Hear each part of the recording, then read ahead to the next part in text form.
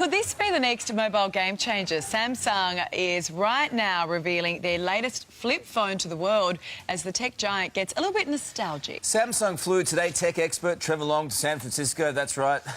They flew him all the way to San Fran to check out the new phone and plenty of other new gizmos. Morning, Trev. The big headline appears to be Samsung's flip phone smartphone. It's back. How cool. It is cool. I mean, if you think this is last year's Samsung phone, if I reach into my pocket here, this guy is this year's Samsung Galaxy Z Flip. And the difference, Carl, is, yeah, it's a nice big screen smartphone, but now, when I'm finished with it, I just fold it shut.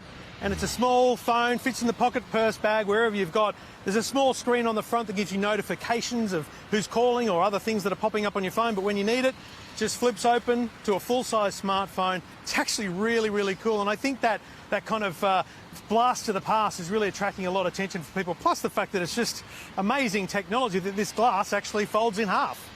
Well, Trevor, they had some problems last year with their folding phone, and and they're not the only ones now doing this.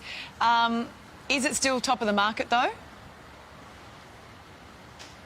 Yeah, I think so. So last year they had the Galaxy Fold, which is open up like a book, and they had some issues where dust would get into the hinge. They had some problems with the screen. They had to delay the release of the phone. They didn't specifically mention that here today, but they talked about new technology they'd put in the hinge and different things they'd done. So they've got past those problems. Their biggest issue is they're not the only company doing it now. Motorola recently announced the Motorola Razr, which was a popular flip phone from 10 years ago. It's a very similar form factor, except it's very expensive. So probably Samsung will have the advantage in that sense.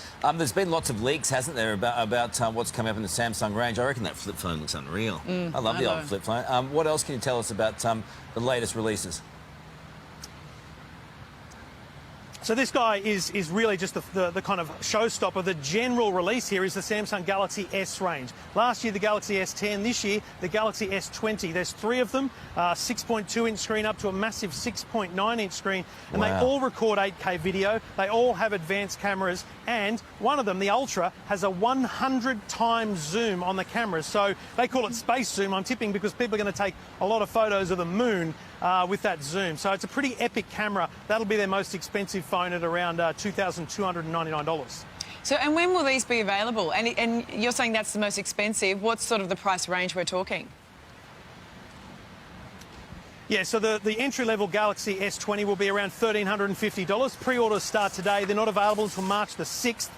The most expensive, the Ultra, goes up to just over $2,200, and everything in between, 4G and 5G versions are most of them. This guy, the Galaxy Z Flip, they haven't announced pricing or availability. My guess is, though, it'll be delayed a couple of months just to give them some clear air, so you'll probably see this around April, May, and this will probably be a low $2,000 phone because the Motorola is $2,699. I think they'll want to come in well below that at around $2,099, $2,199, but that is a guess at this point. Gee, retro's back in, isn't it? Yeah, I think people love the idea. See, the flip phone in the past, there's one satisfying thing, and I really want to test this. I haven't done it yet, but you're on the phone to someone and you had enough. I just want to flip it shut. There's something satisfying about that. That's like hanging up the old phone. Yeah. Far more satisfying. That's the kind of thing that's satisfying. Plus, remember, when we were young and couldn't afford those phones, the people that now can afford them, well, they're the ones that are desiring it. So I think it's a real hint back to that past when we loved that flip thing, but we weren't actually old enough to buy them. I can't wait for the 80s brick phone to come back. That was just hello! In the car. That's it. Thank you, Trev. See you soon, mate, and stay safe in San Fran.